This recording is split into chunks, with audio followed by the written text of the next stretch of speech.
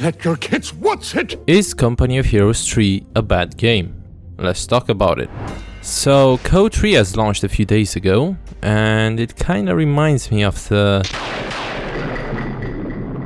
I've been playing the game since launch and it's got me hooked. But before starting to make new meme videos, I want to share with you my opinion on the game's current state. This isn't going to be a rant. Instead, I'll point out what I like about Code 3 while also mentioning what I don't, and hopefully after some time will pass, I will be addicted to a better version of the game, just as it has happened before.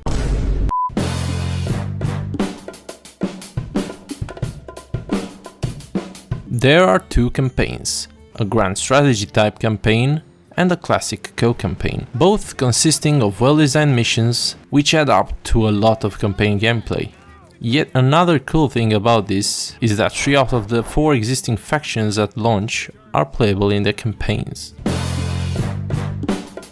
The victory point tick rate is faster than in Code 2, which means that matches are shorter. I see this as a good change, because Code 2 games would sometimes last for way too long. Now they feel just long enough. The UI is more spacious and better looking overall than previous installments of Company of Heroes. And you can also change where the unit icons are, I guess. There are 4 playable factions at launch and 2 available campaigns. The gameplay is entertaining and engaging both in the single and multiplayer modes. The battle group system, which is an adaptation of Co-1 doctrines, is cool. The factions are well designed and have good unit variety, and there have been 4 hotfixes already in the first week after launch regarding the game's problems. Now you can auto-reinforce your squads and retreat them while inside buildings. You no longer need an engineer squad to construct your base structures, and can double-click the buildings icon for a fast build. There's a height difference combat advantage, visible hit points for both the squad and its members individually, 3 armor types for vehicles instead of just 2, support weapon towing, tank riding, building breaching, and, for single player only, the tactical pause mechanic. The graphics look good on high settings, the animations for killed units, units getting in cover, and buildings collapsing are cool. Vehicle weathering is a nice detail. And finally, the ambient effects of explosions and the line of sight indicator for units are also good additions.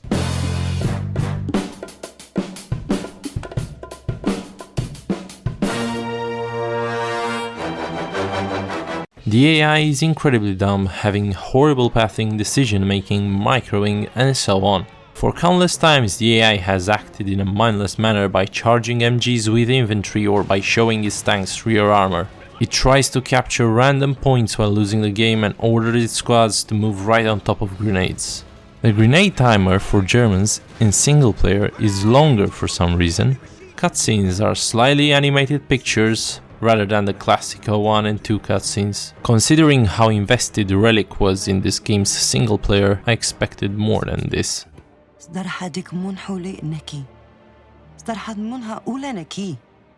احتاج لك ما تتجاور الدمام هذا استوس ليك تسنت منا أدور تفتو تايبا رجع على خيرة اللي تينو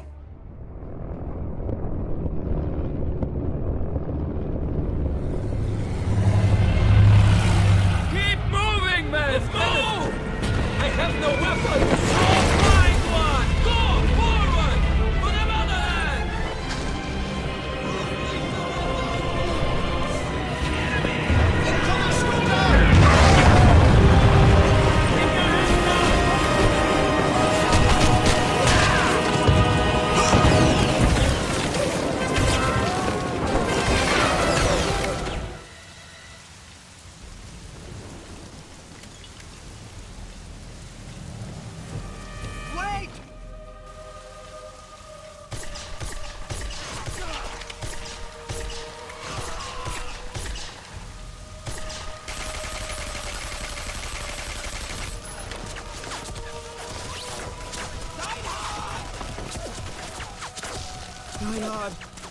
You have to wait for a lot of time after ending your turn, since there is no skip enemy movement option. You are literally forced to watch the enemy plane go in circles for whole minutes because of this.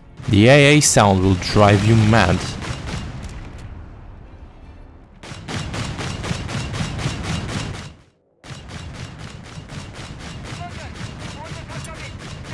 There is no minimap for the Grand Campaign. You are very limited by PopCap, which translates to having very few companies, ships and planes. At the end of the day, this feels like a cheap way to make the campaign last longer.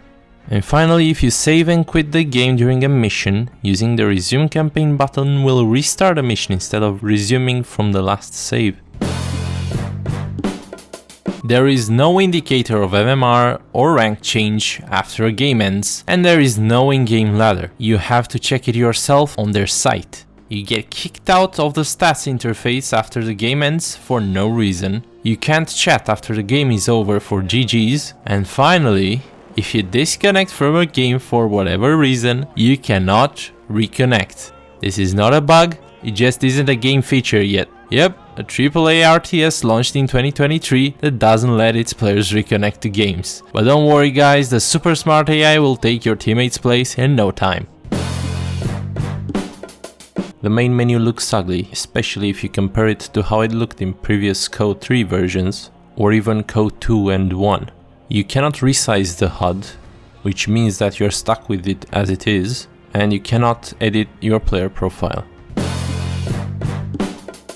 There is no replay saving or watching feature. You can't recrew support weapons next to obstacles. You can't attack a garrisoned enemy without direct line of sight on the unit, even if the building is in line of sight. You can't hop on a damaged vehicle with engineers before repairing it back to full health. Crew members get stuck in between objects. There is no match end transition like the Code 2 victory strikes. Infantry can get a broken engine. Breaching is bugged.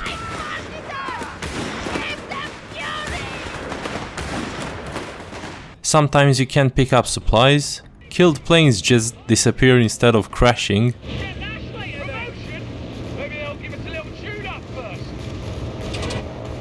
And finally, the announcer will talk to you about command points instead of saying that your squads are actually dying. Manual vaulting over obstacles is no longer a mechanic, as units will decide by themselves whether to vault over an obstacle or not. If the building's window or entrance is blown up, it becomes unusable by the garrisoned unit. Machine gun crews inside buildings are absolutely broken. For example, if you give the MG crew an attack order, they won't face the MG towards the enemy squad. Instead, they will just fire their rifles at them, and this is just one of the many problems with MGs inside buildings. There is no unit crashing with tanks, which is extremely disappointing, and resources are capped to about 1000. Vehicle death explosions are ugly. The vehicle out of control death is also ugly. Vehicle wreckage looks the same almost every time, being just a black chassis. There's this strange vehicle tremble, bugged infantry that runs in place and T-poses randomly. Base visuals and some walls will start flickering. The unique colors are poorly assigned, which confuses the player during games. There are tons of recycled icons from older Code games. I'm not a huge fan of the cartoonish art style for the cover, especially when compared to previous Company of Heroes games. The grenade red dot is a bad addition from my point of view. The Stuka dive bomb is a joke.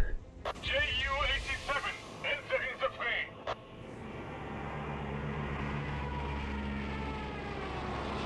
Target in sight. Beginning dive.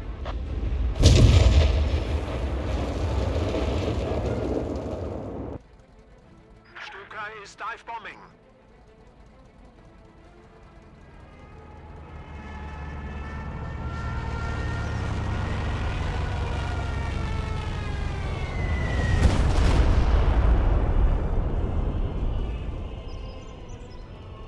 And finally, the faction icons are really low effort. I mean, just compare this with this. It literally took me a few minutes to make these icons in Photoshop myself.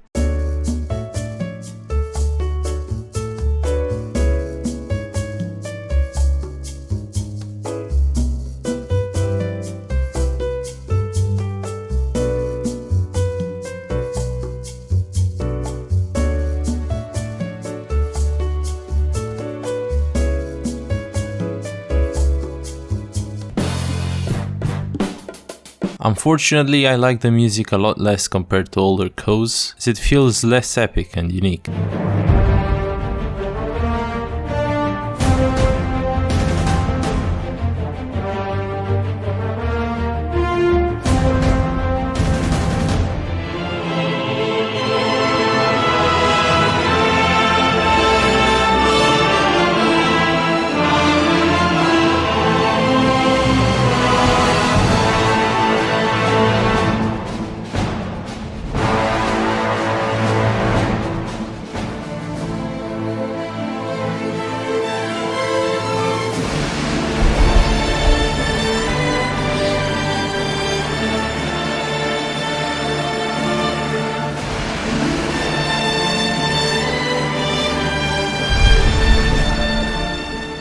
The ambient sounds are bad. Voice lines are worse than those of old codes, some of them being very similar content-wise or just extremely repetitive. What a beauty! Flags raised! What's the task? Captured! Ziggy's air! It's captured! What a beauty! Flags raised! Heavy troopers! Get keen!